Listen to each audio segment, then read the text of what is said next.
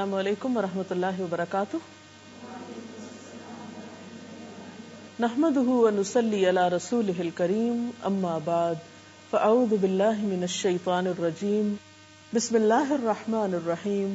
رب اشرح لي صدری ويسر لي امری واحلل عقدۃ من لسانی یفقهوا قولی. ہماری آج کی گفتگو کا موضوع ہے روزہ اور افطاری. افطار کا وقت بھی بہت خوبصورت وقت ہوتا ہے، ایک انجانی خوشی کا وقت ہوتا ہے. نبی اکرم صلی اللہ علیہ وسلم نے اس کے بارے میں فرمایا للصائم فرحتان یفرحہما اذا افطر فرح بفطرہ واذا لقی ربہ فرح بصومہ. آپ صلی اللہ علیہ وسلم نے فرمایا روزے دار کے لیے خوشی کے دو موقع ہیں جن میں وہ خوش ہوتا ہے. جب وہ روزہ افطار کرتا ہے تو اپنا روزہ کھولنے سے خوش ہوتا ہے، اور جب وہ اپنے رب سے ملاقات کرے گا تو اپنے روزے سے خوش ہوگا، یعنی اس کا اجر و ثواب سامنے پا کر. تو بات یہ ہے کہ افطار کا یہ وقت نہایت اہم وقت ہے. یہ وقت کب شروع ہوتا ہے؟ قرآن پاک میں اللہ سبحانہ و تعالیٰ فرماتے ہیں ثم اتموا الصیام الی اللیل، پھر پورا کرو روزے کو رات تک. گویا جب رات کا آغاز ہو جائے، رات شروع ہو جائے، سورج غروب ہو جائے تو وہ روزے دار کے روزے افطار کرنے کا وقت ہوتا ہے. غروب آفتاب روزہ افطار کرنے کی شرط ہے، اس سے پہلے روزہ افطار نہیں کیا جا سکتا. بخاری اور مسلم کی ایک روایت کے مطابق قال رسول اللہ صلی اللہ علیہ وسلم اذا اقبل اللیل من ہاہنا وادبر النہار من ہاہنا وغربت الشمس فقد افطر الصائم. آپ صلی اللہ علیہ وسلم نے فرمایا جب رات آ جائے، دن چلا جائے اور سورج غروب ہو جائے تو روزہ دار روزہ کھول لے. گویا دن کا جانا اور رات کا آنا وہ وقت ہے جب روزہ افطار کیا جاتا ہے. یہ بھی یاد رہے کہ روزہ افطار کرنے میں جلدی کرنا مسنون ہے. گویا سورج کے غروب ہونے کے فوراً بعد روزہ کھول لینا چاہیے. حضرت انس رضی اللہ تعالی عنہ فرماتے ہیں کہ ان النبی صلی اللہ علیہ وسلم لم یکن لیصلی المغرب حتی یفطر ولو علی شربۃ ماء، کہ آپ صلی اللہ علیہ وسلم افطار کیے بغیر مغرب کی نماز نہیں پڑھتے تھے، چاہے ایک گھونٹ پانی سے افطار کرتے. گویا اس سے یہ بھی پتہ چلتا ہے کہ افطار کا وقت مغرب کی نماز سے پہلے کا ہے، یعنی نماز نہیں پڑھنی چاہیے جب تک کہ افطاری نہ کر لی جائے. حضرت سہل بن سعد سے روایت ہے کہ رسول اللہ صلی اللہ علیہ وسلم نے فرمایا لوگ برابر بھلائی پر رہیں گے جب تک کہ روزہ کھولنے میں جلدی کریں گے. جیسا کہ سحری کے بارے میں گفتگو کرتے ہوئے آپ کو بتایا گیا تھا کہ بہت جلدی سحری کرنے کی بنسبت تاخیر سے سحری کرنا لیکن وقت کے اندر زیادہ افضل ہے. اسی طرح افطار میں بھی بہت تاخیر نہیں کرنی چاہیے کہ مثلا رات کا جب بہت اندھیرا ہو جائے، عشاء کی نماز کا وقت ہو جائے تو ایک شخص سمجھے کہ اب افطار کرنا زیادہ ثواب کا باعث ہے کیونکہ میں نے سب لوگوں سے 1-1.5 گھنٹہ زیادہ لمبا روزہ رکھا ہے اور دیر سے کھایا پیا ہے، تو ایسا کرنا کچھ ثواب کا باعث نہ ہوگا بلکہ الٹا سنت رسول صلی اللہ علیہ وسلم کی مخالفت ہوگی. تو آپ نے فرمایا کہ لوگ بھلائی پر رہیں گے جب تک کہ افطار میں جلدی کریں گے، گویا اعتدال میں رہیں گے. تو اس سے یہ پتہ چلتا ہے کہ ہمارا دین ہمیں ہر معاملے میں اعتدال کا سبق دیتا ہے. انتہا پسندی ہمارے دین کا حصہ نہیں ہے. ایک اور حدیث کے مطابق وہ لوگ اللہ کے محبوب بندے ہوتے ہیں جو افطار کرنے میں جلدی کرتے ہیں. عن ابی ہریرہ قال قال رسول اللہ صلی اللہ علیہ وسلم قال اللہ عز وجل احب عبادی الی عاجلہم فطرا، کہ اللہ تعالیٰ فرماتے ہیں مجھے میرے بندوں میں سب سے زیادہ محبوب وہ ہیں جو ان میں سے افطار میں جلدی کرنے والے ہیں. گویا اللہ تعالیٰ کی اطاعت کرنے میں دیر نہ کرنا، جب حکم آ جائے تو پھر پس و پیش نہ کرنا اللہ تعالیٰ کو پسند ہے. پھر اسی طرح ہم دیکھتے ہیں حضرت انس رضی اللہ تعالیٰ عنہ سے روایت ہے، اور آپ جانتے ہیں کہ حضرت انس رضی اللہ تعالیٰ عنہ حضور اکرم صلی اللہ علیہ وسلم کی خدمت میں 10 سال تک رہے. وہ کہتے ہیں کہ آپ صلی اللہ علیہ وسلم نماز مغرب سے پہلے تازہ کھجوروں سے روزہ افطار فرماتے. اگر تازہ کھجوریں نہ ہوتی تو خشک کھجوروں سے افطار فرماتے. اگر خشک کھجوریں نہ ہوتی تو چند گھونٹ پانی سے ہی افطار فرما لیتے. تو اس سے پتہ چلتا ہے کہ دوسری چیزوں کے نسبت کھجور سے روزہ افطار کرنا آپ کو زیادہ پسند تھا. گویا آپ کی سنت اور آپ کی پسندیدہ چیز کھجور سے روزہ افطار کرنا ہے، اور کھجوروں میں بھی تازہ کھجور. لیکن ضروری نہیں کہ ہر شخص کے پاس کھجوریں ہوں، اور یہ بھی ضروری نہیں کہ تازہ کھجوریں ہوں. تو اگر میسر ہو، ممکن ہو، تو ایسا کرنا زیادہ بہتر ہے. اور اگر یہ چیز میسر نہ ہو تو اس کے بعد پانی پینا زیادہ بہتر ہے، کیونکہ پانی پاک کرنے والی چیز ہے. افطاری کے سلسلے میں ایک اور بات کا ہم سب کو خیال رکھنا چاہیے کہ یہ وقت بھی دعاؤں کی قبولیت کا وقت ہے. جیسے سحری کے سلسلے میں آپ کو بتایا گیا تھا کہ وہ وقت ذکر الہی کا وقت ہے، دعاؤں کی قبولیت کا وقت ہے. اسی طرح افطار کا وقت بھی دعاؤں کی قبولیت کا وقت ہے.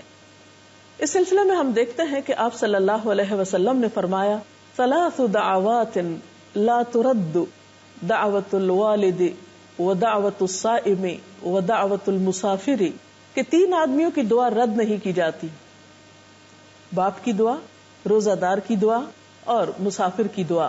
تو گیا انسان ان تینوں حالتوں سے فائدہ اٹھا سکتا ہے. والدین کو اپنے بچوں کے لیے خصوصی دعائیں کرنی چاہیے. اسی طرح روزہ دار افطار کے وقت خاص طور پر دعا کرے، دن میں بھی دعا کر سکتا ہے لیکن خصوصاً افطار کے وقت.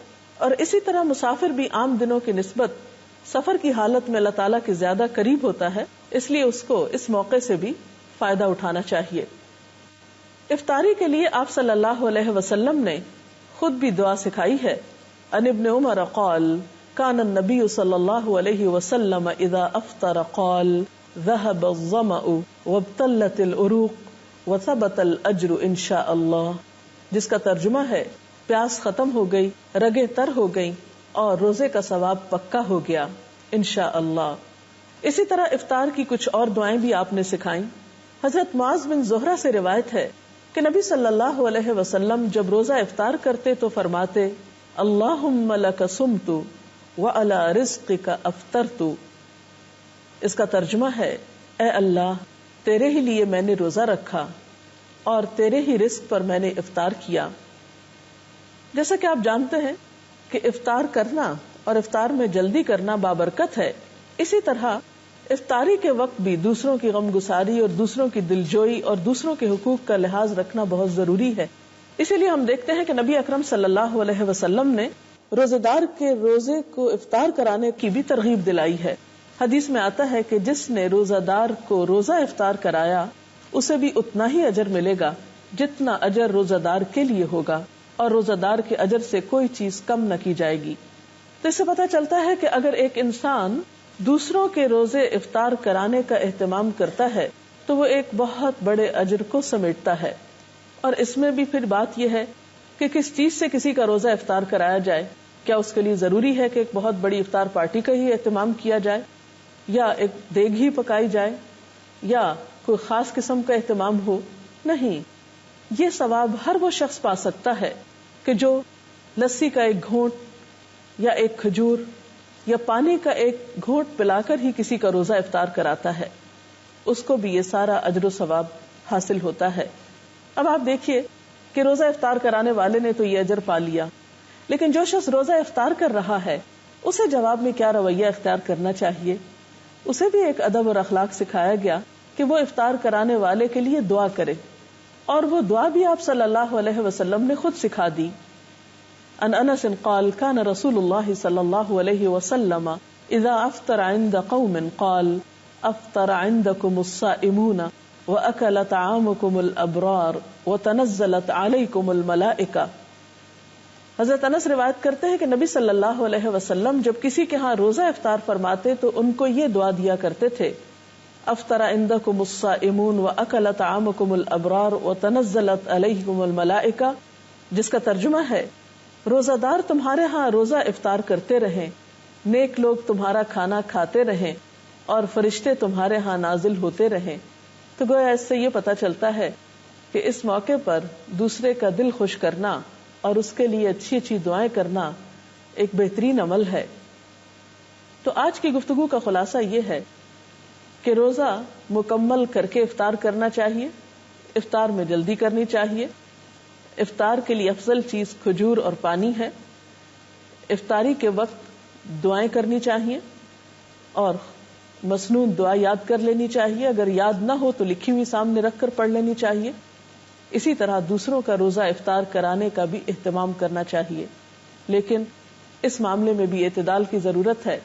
ایسا نہ ہو کہ اس اہتمام میں پڑھ کر انسان اپنی مغرب کی نماز بھی کھو دے یا تراویح کے لیے ہمت ہار بیٹھے. ہمارا دین اعتدال کا دین ہے. اس میں ایک طرف اللہ کے حقوق ہیں اور دوسری طرف بندوں کے ہیں، اور دونوں ہی اپنی جگہ بہت اہم ہیں. اگر اس سلسلے میں آپ کا کوئی سوال ہو تو آپ کر سکتے ہیں. ابھی ہم نے آپ کی گفتگو میں سنا کہ افطاری کا وقت جو ہے وہ دعاؤں کی قبولیت کا ٹائم ہے، لیکن عام طور پہ ہمارے گھرانوں میں دیکھا گیا ہے کہ اس وقت افطاری کی تیاری میں زیادہ دھیان ہوتا ہے اور دعاؤں کی طرف جو ہے وہ دھیان کم ہوتا ہے. تو اس چیز کو کیسے امپروو کیا جا سکتا؟ جی شکریہ.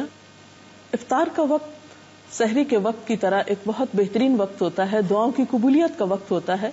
اور عام طور پر دیکھا گیا ہے کہ افطاری کی تیاری میں اتنا وقت لگ جاتا ہے کہ دعا کرنا بھی بھول جاتے ہیں، اور آخری وقت تک کچھ نہ کچھ پکایا جاتا رہتا ہے یا لگایا جاتا ہے، اور اسی میں سارا وقت گزر جاتا ہے.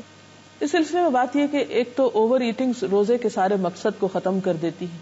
پھر بعض اوقات طبیعت میں اتنی گرانی ہوتی ہے کہ اس کے بعد نماز جو ہے وہ ایک بہت بوجھل اور مشکل کام محسوس ہوتا ہے. پھر اسی طرح اسراف بھی ہوتا ہے. تو اس میں بھی اعتدال کی ضرورت ہے.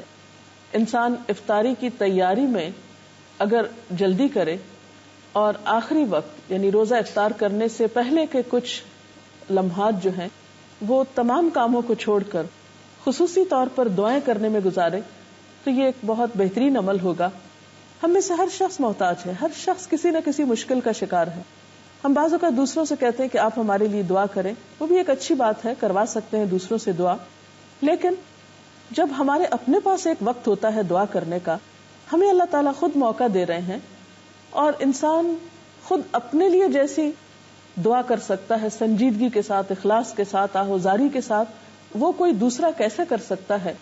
اور پھر جب اللہ تعالیٰ ہمیں ایسے مواقع دے رہے ہیں کہ جب وہ خود بتاتے ہیں کہ یہ قبولیت کا وقت ہے، مانگو مجھ سے، ان مواقع کو بھی ہم ادھر ادھر کی چیزوں میں گنوا دیتے ہیں، تو یہ ہمارے لیے باعث حسرت ہو سکتا ہے. اس لیے ان اوقات کو آپ بہترین طریقے سے استعمال کریں. مثلاً آپ کیا کریں کہ اگر آپ کسی کے ہاں افطار کر رہے ہیں یا اپنے گھر میں افطار کر رہے ہیں تو افطاری سے پہلے جو بھی میسر ہو وہ قریب رکھ لیا جائے، اور پھر یکسو ہو کر اللہ تعالیٰ سے مناجات کی جائے، ذکر کیا جائے، دعا کی جائے، اور پھر جب وقت آ جائے تو اس وقت افطار کر لی جائے، اور پھر نماز مغرب میں جلدی کی جائے. ایسا نہ ہو کہ ہم افطار کرنے میں اتنی تاخیر کریں کہ نماز کا وقت بہت لیٹ ہو جائے، کیونکہ نماز کا افضل وقت زیادہ بہتر ہے نماز کی ادائیگی کے لیے اجر و ثواب کے اعتبار سے، تو اس کا اہتمام بھی رہے. اور پھر بعد میں اگر کھانا کھا رہے ہیں تو اتنا زیادہ پیٹ بھر کے کھانا نہ کھائیں کہ عشاء کی نماز اور تراویح میں مشکل ہو. تو ان چند باتوں کا دھیان رکھنا بے حد ضروری ہے. السلام علیکم. میرا آپ سے سوال ہے کہ بادلوں کی وجہ سے کبھی کبھی سورج چھپ جاتا ہے، ایسا لگتا ہے جیسے غروب ہو گیا ہے، اور ہم اگر روزہ کھول لیتے ہیں تو کیا وہ ہو جائے گا؟ وقت سے پہلے روزہ افطار کر لیا جائے تو اس سے روزہ نہیں ہوتا، اس روزے کو آپ کو دہرانا ہوگا. کوئی اور سوال؟ افطار پارٹی کے متعلق قرآن کی روشنی میں کیا دلیل ہے؟ اس میں کوئی شک نہیں کہ مل کر کھانے میں برکت ہوتی ہے، یا افطار کے موقع پر آپ خود افطار اکیلے کرنے کی بجائے کسی دوسرے کو بھی شریک کر سکتے ہیں، دوستوں کو، عزیزوں کو، رشتہ داروں کو. لیکن عام طور پر اس میں بھی ہم حد اعتدال سے بڑھ جاتے ہیں. بعض اوقات صرف امیر لوگوں کو اس میں دعوت دیتے ہیں، یا صرف اپنے خاندان کے چند مخصوص لوگوں کو دعوت دیتے ہیں، اور غریبوں کو اس موقع پر بھلا دیا جاتا ہے. جبکہ رمضان کا مہینہ تو ہے ہی شہر المواسات، ایک دوسرے کی غم گساری کرنے کا مہینہ ہے، ایک دوسرے کی ہمدردی کا مہینہ ہے. تو اس معاملے میں جہاں آپ اپنے رشتہ داروں کو یاد رکھیں، دوستوں کو یاد رکھیں، اپنے ساتھ کام کاج میں شریک لوگوں کو یاد رکھیں، یا کسی بھی طرح جاننے والوں کو، وہاں ان لوگوں کو بھی ضرور یاد رکھیں کہ جو نہ آپ کے رشتہ دار ہیں، نہ دوست ہیں، نہ تعلق دار ہیں، لیکن وہ آپ کی افطار کے کہیں زیادہ مستحق ہیں، اور ان کے دل سے نکلی ہوئی دعائیں آپ کے لیے کہیں زیادہ فائدہ مند ہو سکتی ہیں. تو اس معاملے میں بھی ہمیں دیکھنا چاہیے. حضرت ابراہیم علیہ السلام اپنے کھانے میں ضرور کسی کو شریک کیا کرتے تھے. انبیاء کی سنت یہی ہے. آپ صلی اللہ علیہ وسلم بھی اس معاملے میں دوسروں کا خیال رکھا کرتے تھے. تو افطار پارٹی کی جا سکتی ہے، لیکن حد اعتدال کے اندر، جس سے دوسرے فرائض متاثر نہ ہوں. صحابہ کرام کا عام طور پر رجحان یہ ہوتا تھا کہ رمضان میں ایک دوسرے سے اجنبی ہو جایا کرتے تھے تاکہ زیادہ سے زیادہ وقت ان کو عبادت کے لیے مل سکے. تو اگر ہماری عبادات پر اثر نہ پڑے اور ہماری روحانیت متاثر نہ ہو تو میل جول میں حرج نہیں ہے. اجازت چاہتے ہیں. اللہ حافظ.